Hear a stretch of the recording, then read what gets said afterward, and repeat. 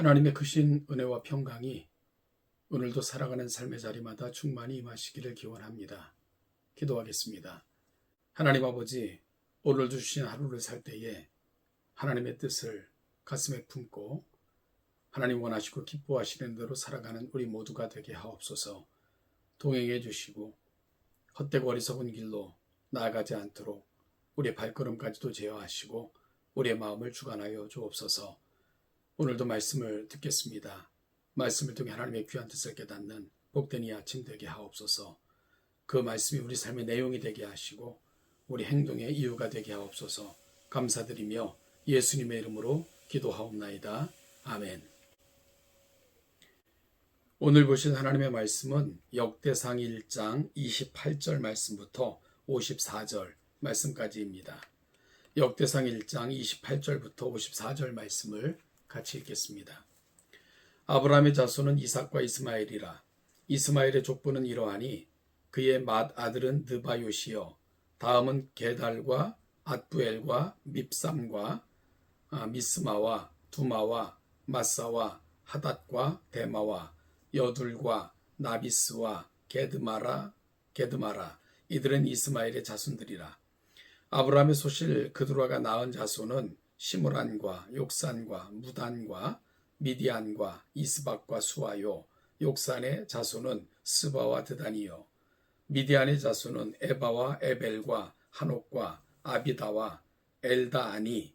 이들은 모두 그드라의 자손들이라. 아브라함이 이삭을 낳았으니 이삭의 아들은 에서와 이스라엘이더라. 에서의 아들은 엘리바스와 르우엘과 여우수와 얄람과 고라요. 엘리바스의 아들은 대만과 오말과 스비와 가담과 그나스와 딥나와 아말렉이요. 루에의 아들은 나핫과 세라와 삼마와 미사요. 세일의 아들은 로단과 소발과 시브온과 아나와 디손과 에셀과 디산이요. 로단의 아들은 호리와 호맘이요. 로단의 누이는 딥나요. 소발의 아들은 알얀과 마나핫과 에발과 스비와 오남이요. 시브온의 아들은 아야와 아나요. 아나의 아들은 디손이요. 디손의 아들은 하모란과 에스반과 이드란과 그란이요. 에셀의 아들은 비란과 사완과 야간이요. 디산의 아들은 우스와 아란이더라. 이스라엘 자손을 다스리는 왕이 있기 전에 에돔 땅을 다스리는 왕은 이러하니라.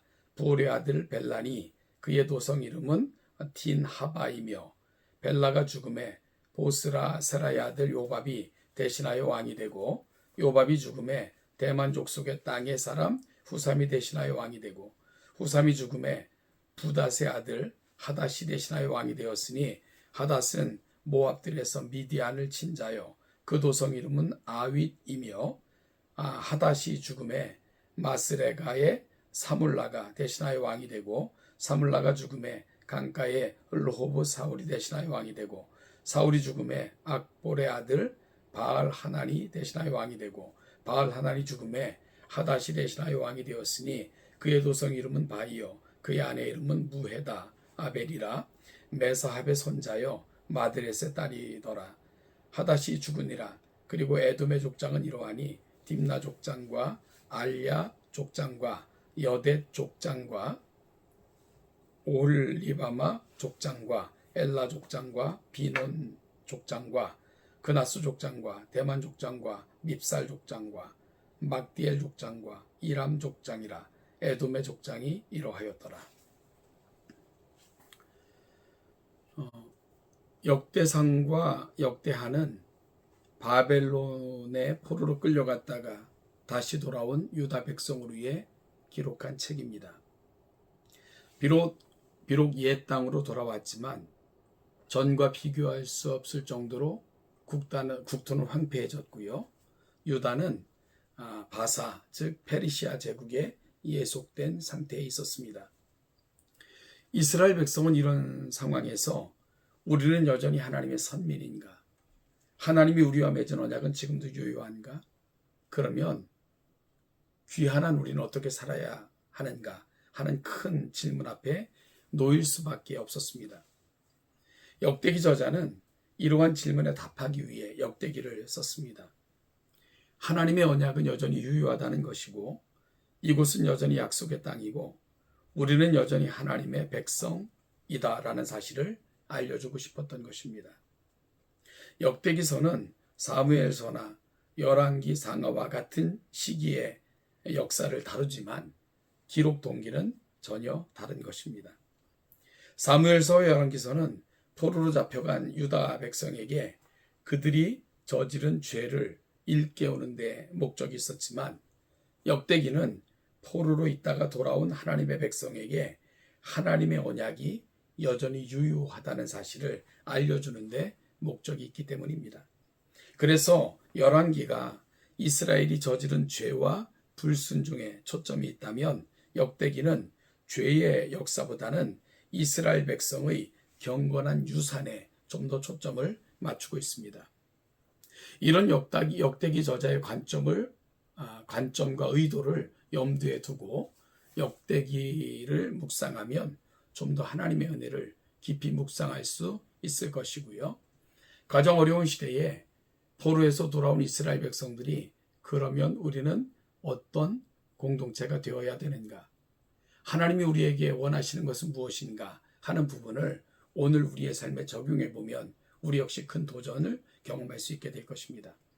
먼저 역대기를 열면 말씀드린 것처럼 1장부터 9장까지 이어지는 이스라엘의 긴 족보를 만나게 됩니다. 이 족보는 읽는 이로 하여금 지치게 만들고 힘들게 하지만 역대기 저자는 이런 족보를 통해서 여전히 계속되는 하나님의 은총과 역사를 보여주고 싶어 합니다. 족보는 아담부터 시작되는 이스라엘의 역사가 포로에서 돌아온 세대와 연결되는 것을 보임으로써 귀한 공동체가 여전히 하나님의 백성임을 확증해 줍니다. 우리는 어제 1절부터 27절까지를 살펴보았습니다. 먼저 1절부터 3절에는 아담부터 노아까지 10세대가 기록되어 있는데요. 그리고 23절까지 노아의 아들들의 족보가 기록되어 있습니다. 역대기 저자가 족보를 기록하는 방식을 보면 주변적인 족보를 먼저 기록한 다음 중요한 족보를 마지막에 기록하는 방식으로 기록하고 있습니다. 그래서 노아의 세 아들 중 야벳과 함의 족보가 먼저 나오고 셈의 족보가 나중에 나오는 것을 보게 됩니다. 24절에서 27절에는 셈부터 아브라함까지 10세대가 간략하게 나열되어 있습니다. 이어서 아브라함의 아들들의 족보가 28절 이하부터 기록되어져 있는데요. 28절에서 33절에 이스마엘의 족보와 아브라함이 첩 그두라를 통해 낳은 족보가 먼저 기록되고 뒤이어 33절부터 이삭의 족보가 기록되고 있습니다. 마찬가지로 주변의 족보를 먼저 기록하고는 중요한 것을 나중에 기록하는 방식으로 아브라함의 족보도 기록되어 있는 거죠. 이삭 가문의 족보를 보면 이삭의 두 아들 에서와 야곱 중 에서를 중심으로 한 세일의 족보와 에돔 왕들의 명단이 먼저 34절부터 54절까지 기록되어 있고요. 이어서 2장부터 야곱의 족보가 기록되게 됩니다. 그러면 이런 족보를 통해 우리가 배울 수 있는 교훈은 무엇일까요? 다시 말씀드리지만 먼저 모든 민족과 나라가 하나님의 통치 아래에 있다는 사실입니다. 아담부터 온 세상에 퍼져나간 인류의 족보를 보면 이 세상에 인류를 만드신 분도 하나님이시고 인류 역사를 운용하시는 분도 하나님이심을 알 수 있습니다. 역대기가 기록될 당시 유다 백성은 포로에서 돌아왔지만 여전히 바사 제국의 지배 아래에 있었습니다. 바벨론의 시메이에 멸망당하고 바사의 시메이에 지배당하는 현실에서 그렇다면 이 족보가 주는 메시지는 무엇일까요? 아마도 그 메시지는 매우 강렬했을 것입니다.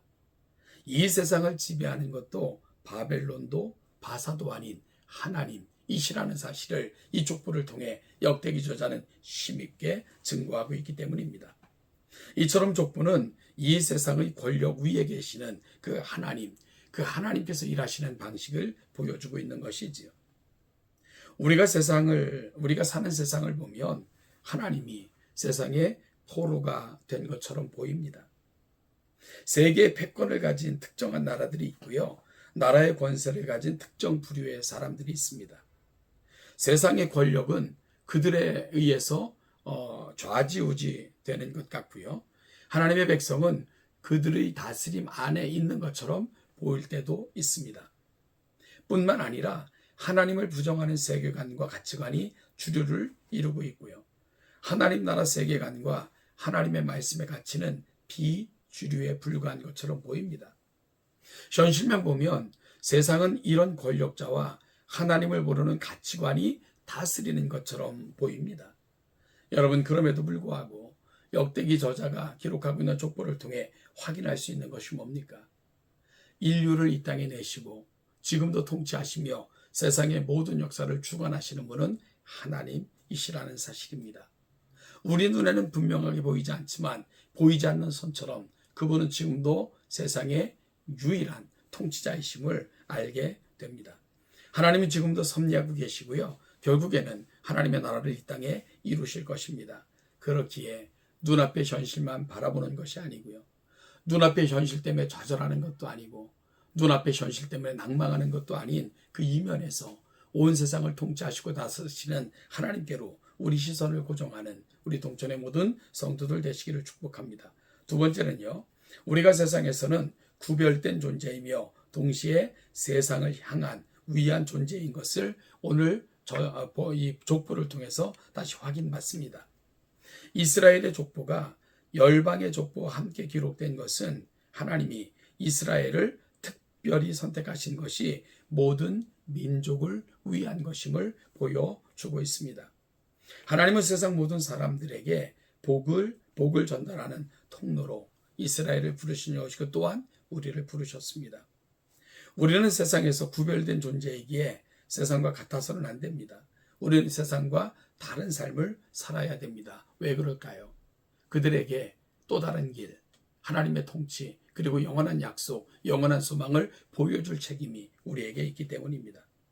사랑하는 여러분, 내 주변 사람들이 나를 보며 뭔가 다름을 발견하고 있는가요? 우리는 세상을 위한 존재이기 때문에 이곳에서 거룩함을 나타내며 살아갈 수 있어야 됩니다. 세상 속에서 하나님의 백성의 특별함을 나타내며 살아가는 주의 자녀들로 우리의 삶을 만들어가야 됩니다. 사랑하는 성도 여러분, 오늘 족보를 통해 우리는 하나님의 통치, 그리고 이스라엘을 그 역사의 굴곡 속에서도 보존하시고 세우시고 인도하신 것은 하나님의 복의 통로로 사용하시려는 특별한 목적을 위한 부르심인 것을 확인할 수 있었습니다. 이 부르심 속에 저와 여러분도 있죠. 우리는 하나님의 자녀이고 하나님이 특별하신 부르심 속에 속해 있는 자들인 것을 기억하면서 오늘 우리가 살아가는 세상 속에서 세상을 답습하는 자가 아니라 세상을 뛰어넘어 위대한 가치를 보여주고 세상에 길을 내는 아름다운 동천의 귀한 성도들 되시기를 주님의 이름으로 축복합니다.